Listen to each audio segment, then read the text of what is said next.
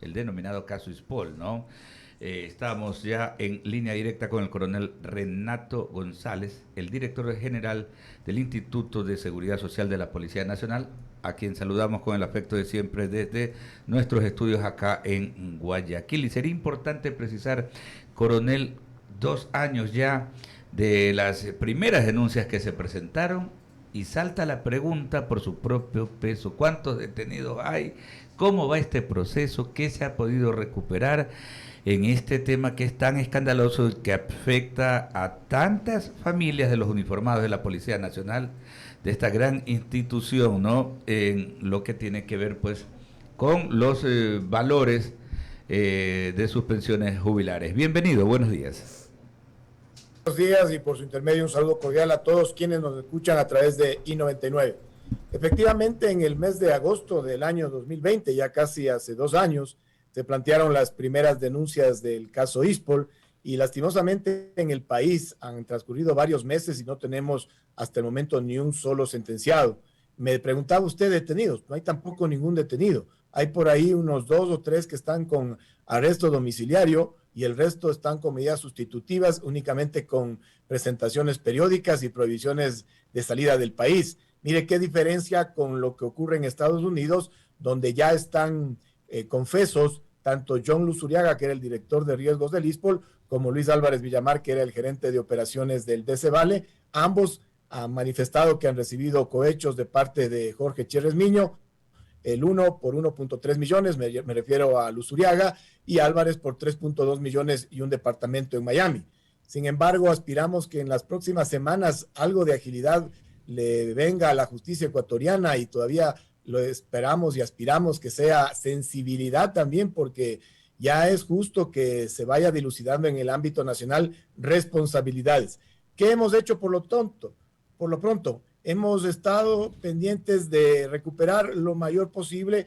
En semanas anteriores logramos la recuperación de unas oficinas en Plaza Lagos que pertenecían a la empresa Delcor y que estaban en el fideicomiso del mismo nombre, cuyo único beneficiario es el ISPOL. Ahí se habían invertido años atrás 3.1 millones de dólares y se había dejado de garantía estas oficinas que, dicho sea de paso, no cubren la totalidad de la garantía porque únicamente llegan a un avalúo de 1.5 millones, pero del lobo un pelo. Recuperamos estas oficinas y prontamente ahí ubicaremos la coordinación provincial del ISPOL en Guayas. Y ustedes saben que la semana anterior fuimos a entregar personalmente en el DCVALE la disposición del doctor Juan Carlos Terán para que se nos devuelva 4.7 millones de dólares. Esto aconteció el día viernes a través de 2 cheques certificados, que el día de hoy lo daremos también extensivo ya de manera pública en una rueda de prensa que se dará a las 10:30 de la mañana. Eso es lo que hemos podido avanzar, casi 20 millones de dólares en recuperación de un gran total que bordea los 900 millones de dólares. Desde el punto de vista legal, la colaboración que están prestando estos dos exfuncionarios que están detenidos en los Estados Unidos, que han sido procesados en los Estados Unidos, eh, pregunto, ¿no sirve precisamente para apuntalar los procesos acá en el Ecuador para que las autoridades le den celeridad a este tema, coronel?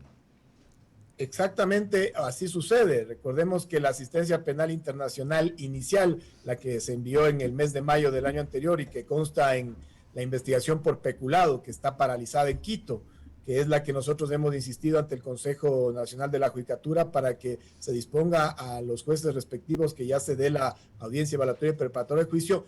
Me refería a que esa asistencia penal internacional es la que permitió dilucidar una serie de transferencias de Jorge Chérez Miño a varios sujetos, entre ellos a la exdirectora administrativa del Ministerio Interior, María Paula Christiansen, y a otros personajes de la farándula, del medio, inclusive relacionados a temas financieros, que nos van permitiendo dilucidar de mejor manera cómo se dieron estas conexiones. Aspiraríamos que esta cooperación eficaz, tanto de Luzuriaga como de Álvarez, en las próximas semanas nos pueda facilitar una nueva asistencia penal internacional que refuerce los casos en el Ecuador.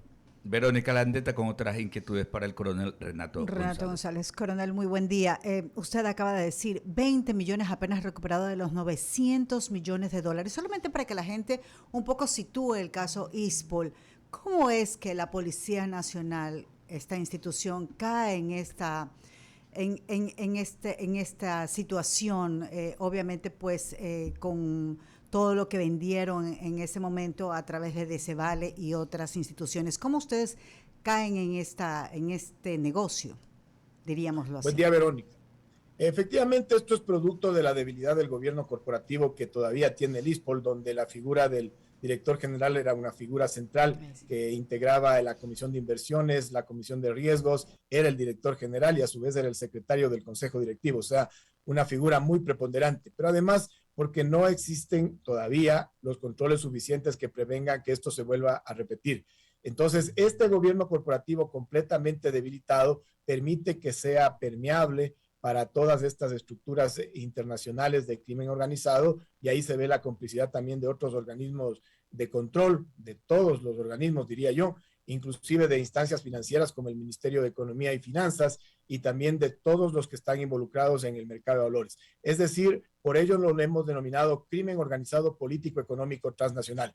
El ISPOL ha hecho su parte, ha evidenciado con nombres y apellidos. Recordemos que fue la Policía Nacional la que primero destituyó a David Proaño cuando ya estaba en servicio activo todavía.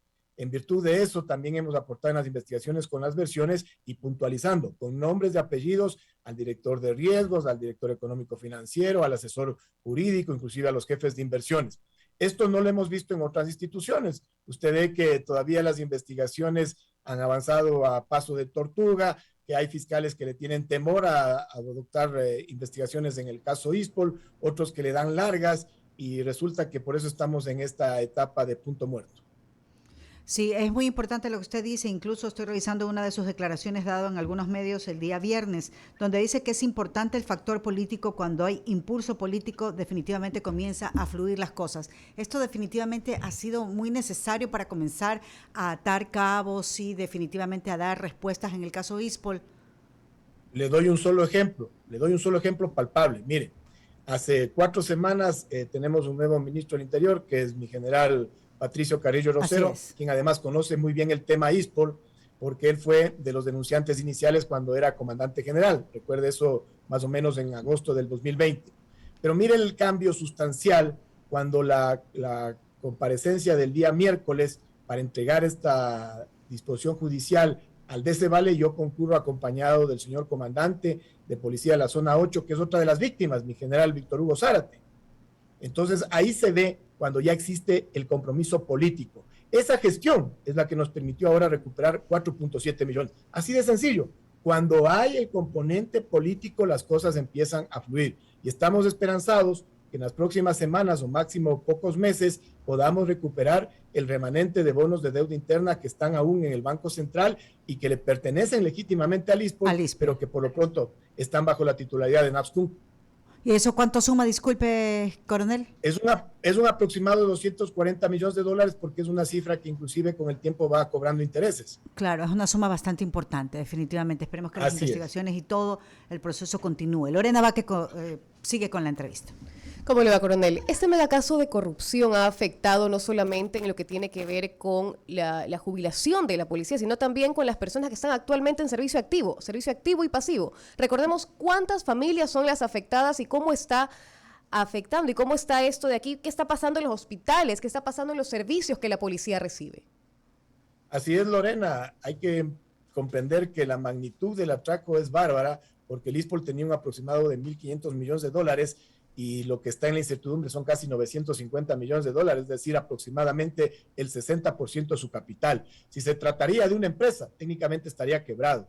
¿Qué es lo que sucede? Que tiene la ventaja el ISPOL de ser un fondo previsional que mes a mes acumula capitales, y hemos tenido la sensibilidad del gobierno nacional de tenernos los pagos al día. Por ello hemos podido mantenernos en el pago puntual de pensiones. Sin embargo, sí han existido afectaciones. Usted muy bien lo señala. El sistema de salud policial, que a lo largo de varios años ha tenido una estructura muy precaria que repercute en el nivel de atención para nuestros asegurados.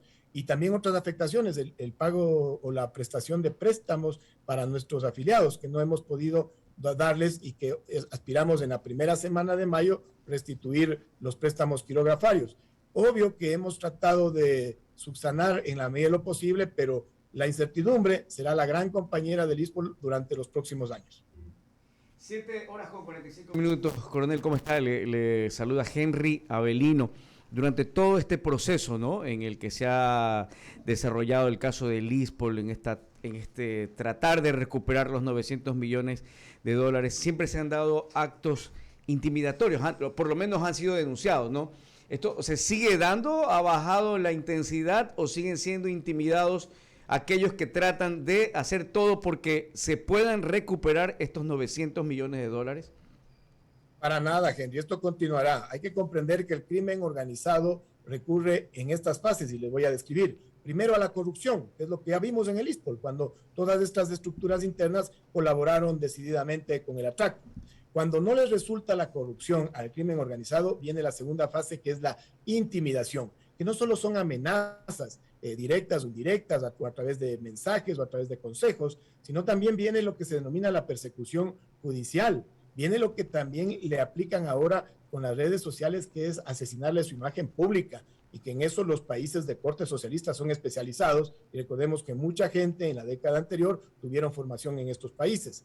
Y finalmente, cuando no les ha funcionado ni la corrupción ni la intimidación, recurren a la violencia.